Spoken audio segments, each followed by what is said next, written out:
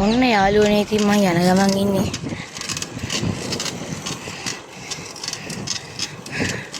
ටිකක් දුර තියෙනවා. යන්කොම.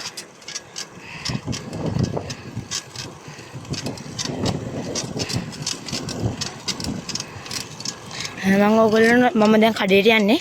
කඩේට ගිය ගම මම ඔයගොල්ලන්ව හම්බ වෙනවා.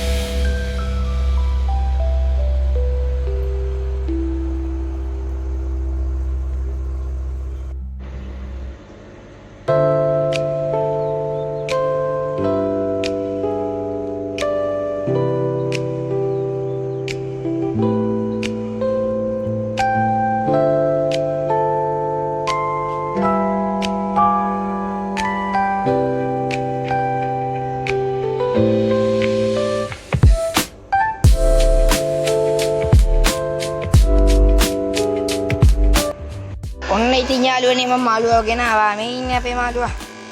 මියාගේ නම කිව්වේ මට මතක නැහැ යාළුවනේ මෙයාගේ නම නම් ඕගොල්ලෝ දන්නවනම් කමෙන්ට් එකක් දාන්න යන්න.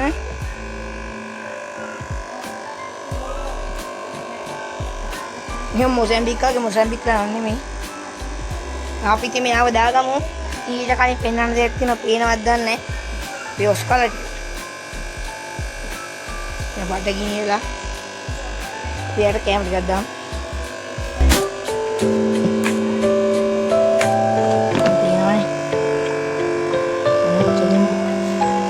දානවා. මේක දෙකද?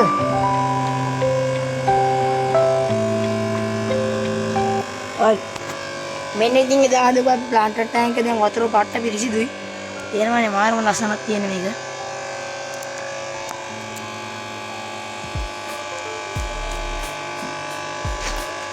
දැන් ඉතින් අපි මේකට මාළුව දාගමු. මේකේ තියෙන වෙන මාළු දාන්න එපා කිව්ව මොකුත්. එනවනේ මේකේ මාළු ටිකක් ඉන්නවා මේක අස් කරලාම දාගමු. එනවනේ. එහෙනම් අපි යමු වැඩේට. යාළුවනේ මම ගොඩ ගත්තා ගෙනවා මේ මෙතන තියෙන ලස්සනට.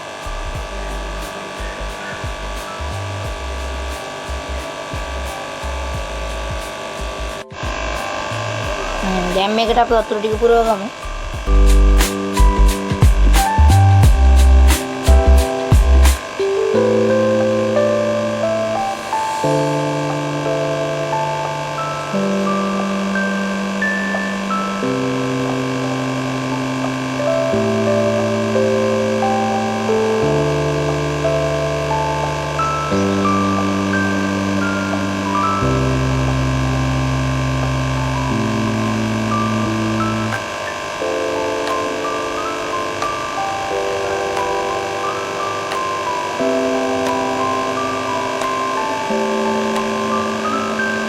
හරි අපි දැන් පුරව ගත්තා.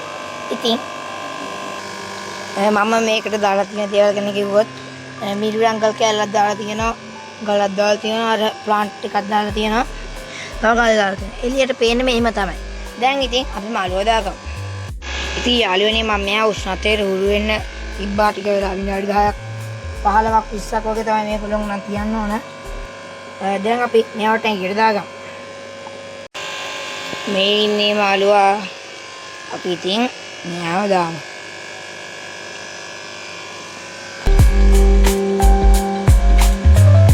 මෙයාත් එක්ක වෙන මාළු දාන්න බෑ. මෙයාට ලයිට් එකක් ගාලා දාමු.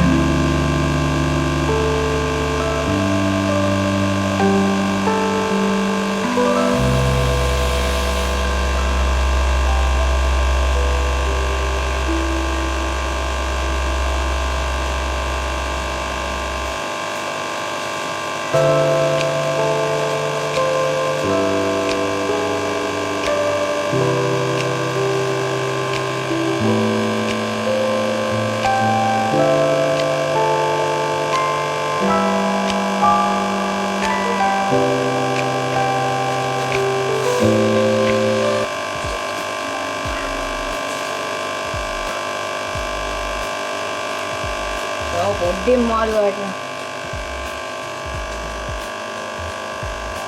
ඉන්නේ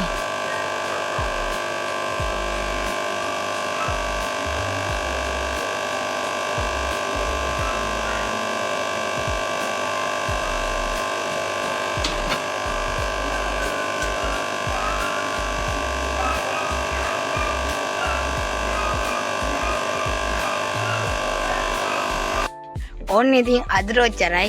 ඔන්න ඉතින් මම ඔයගොල්ලන්ට කිව්වා වගේම වීඩියෝ එකක් ගෙනාවා. ඉතින් දැන් ඔය මගේ සමහර ටැංකි වලට ලයිට් එක මම දාලා නැහනේ.